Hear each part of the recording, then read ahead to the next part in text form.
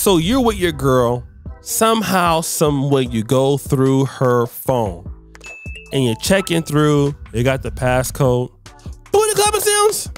Oh my God, you found out your chick was doing something crazy. What would you do? It's your boy O'Shea Duke Jackson, and welcome to The Grift. So guys, that is exactly what happened in this particular video. I mean, right now it's going viral on the internet. And this guy goes to his girlfriend's phone, recognizing that she's been dealing with her ex, which typically always happens, right? We know for guys, they say they don't deal with the guy no more. But, you know, as time goes on, you'll find out that you'll make a mistake and she'll be missing the guy and talk to him and you'll find out about it. But how do you respond once you find out about it? Let's take a look. And I done went through this bitch phone. She texting her ex. Like, bro, I don't want to hear that shit, man. No, f that, bro. Babe, it's not what you think. It wasn't that serious. Bro, fuck out of here. Fuck that. Bro, I done went through your phone and you still texting your ex. Please do not leave me, please. Get the fuck off me. It's not over. That serious. I'm so sorry. It's over. Fuck. Baby, I will give you $1,000. Why the fuck is you crying? $1,000. You is not about to give me no $1,000, man. Take fuck me out to of the here. bank. Please, come on. You really about to give me $1,000? Yes, just take me to the bank. Why is you crying? Because I don't want you to leave me. Let's go. All right. She really got that bread for me. That shit crazy.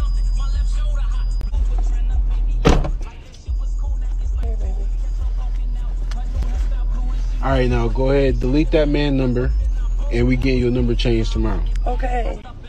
You're not gonna leave me, right? Shut the fuck up, do what I said. So in this particular clip, I don't know if it's real or if it's fake, but she said she gave, or he said she gave $1,000 for him to come back. Now, shout out to my boy, the ex, the late Sinful the P. He used to always tell me, he's like, man, look, whenever a lady makes a mistake, you know, instead of just cutting her all the way off, charge her. I was like, what do you mean by charge her? Man, just charge her some money. You ain't got to be the pimping to charge her. Charge her. You know, if she want to deal with you again, make her pay some money. And at first I didn't understand it. And I'm not saying that you should do it, but it makes me understand that the lady respects you. Just kind of think about it, right? You don't want to run a red light in your city. Why? They're going to charge you. You don't want to miss a late payment, or you don't want to miss a payment on your American Express, going to get charged. The same thing like filing your taxes late. Charge. So a lot of times the guys, we let women come back and, oh, I'm sorry. Oh, I'll give you this booty. I'll give you this and that. Now, I don't know if this is real or fake, but I get the understanding of, all right, you want to come back and deal with me? There's a cost that needs to be paid to deter that sort of behavior. And I'll tell you what, inherently, we know that as men, when we mess with women, what do? They charge us, right? Women always make men pay a fee. If it's roses, if it's cards, if it's trips, if it's anything that you do to your girlfriend or your wife, such that you've hurt her feelings, they charge you. Look at what happened with Kobe Bryant when he cheated on his wife. He had to buy like some kind of ring that was like almost like $5 million, right? It's called charging. And I know that certain dudes is like, well, I'm gonna just drop and let her go. People make mistakes in life. But what I do understand is people also understand that when there's prices to pay, there's penalty that you got to pay, right? And I get that part. And that's what I think that this whole little skit, if it's real or not, I'm not sure. But I think guys should take that in consideration. You know, if anybody deals with you and they deal with you in a way such that they don't respect you, what is the fee? They need to have to be forced to do something in order to deal with you, because respect is everything. It's even bigger than love. But let's go to this next clip, guys. So now in the next clip in this particular story, here we have some ladies out here. And these particular ladies who cheat on their boyfriends are being asked these questions. Seems like they're having a good time. They're drunk and all of that. But now here's what they're asking. If you sleep with somebody else that's not your man, are you doing it with a condom or not? Let's check this clip out. Do you go raw or do you use the condom with your side guy? Raw. We might go raw a little bit. Raw. Raw dog. Raw dog Jamal. Raw dog.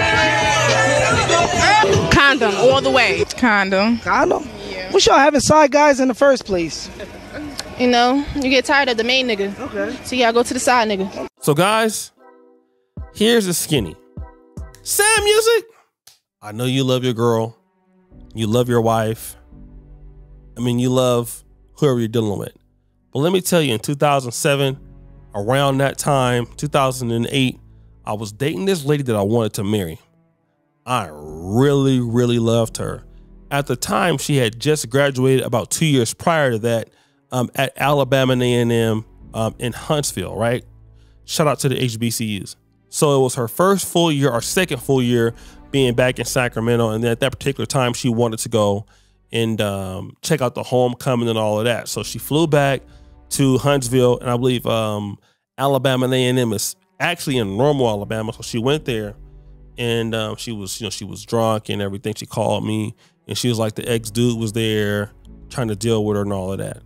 Well, what ended up happening was about a year later, she admitted to me that while she was down there, she was having unprotected sex with this guy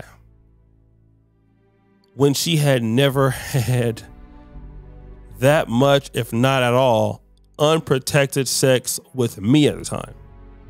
So something that a lot of guys don't understand is just because you're in a relationship with a woman, it doesn't mean that somebody else who's not with her won't have access. And it definitely don't mean that he might not have access better than you, because it could be she's in a relationship with you and really likes you, but you just don't turn her on, or you can't bring out her freaky side, or you can't do all of this, but yet you're the guy that's there all the time. You're the guy taking care of her on the period. You're the guy when things go on, you're solving problems for her. You're the guy who's listening to all the issues. And then there's some dude that she just meets, and within 30 or 40 seconds, and bang, bang, bang, bang, bang, right? And I know that because, you know, I've been the guy that's happened to. I've been the guy that's had another story time music. So this is a true story, right? I met this chick, beautiful chick. She had a real big booty, right? Like super big. And the first day I met her, and this is like, it rarely happens to me like this, but I met her the first night, and she had told me that she was dealing with a dude that really loved her. Dude had gave her almost like $10,000 to start this business. And the guy went broke giving her that $10,000 and loved her. But because of his resources gone, she had to get rid of the guy, right? I was with her that night. I don't even think I spent more than $40 on alcohol and booty clapper sounds. So the whole time I'm thinking about like, damn, I really didn't do anything. And I've gotten the same access as this guy that spent $10,000 on the first time I ever met her. And that's typically how it goes. And I'm not telling you not to get out there and get into relationships. I'm not telling you to get out there and not love a lady. But I will tell you that the game is thick, like Mac Dre used to say. And life is not fair. Typically what you're willing to invest for. And you know what? Shout out to my boy. I just call his name Wag Sleeves. And then when we were young, he came out with a statement that I'll still use to this day.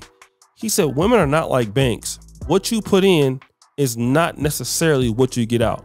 It's not like Vanguard or Fidelity or an S&P 500 index fund, where if you put so much time in it, you'll know what you're going to get, or like working out or studying, or, you know, if you put into your time into these things, you're typically get results. Women don't typically work like that. Now, there is some correlation to putting time into a woman and investing into your woman. There is some correlation with how the relationship can be. But there are some guys who can put a lot into a woman, and then some guy comes and that guy has to put anything to a woman. And if he can make her feel much different than you, that woman can be his. And a lot of times these ladies are meeting with these guys. They're cheating on their exes, and they're giving up everything that they should have, that's like pretty much should be ceremonious, to the man that they're with. And it is not fair, but such is life. So just know that we're all in like this revolving circle, or you know, getting hit in the dating world. You know, like dating is like boxing, or being in a relationship is like boxing. You can't get in the ring and never get hit. You're going to get hit. Sometimes you're doing the hitting, and that means you got somebody else's girl, and sometimes you're getting punched. Somebody got your girl. And just don't take it personal. It happens to everybody, not just you. It happens to athletes, happens to lawyers, happens to doctors, happens to blacks, it happens to whites. So just be careful.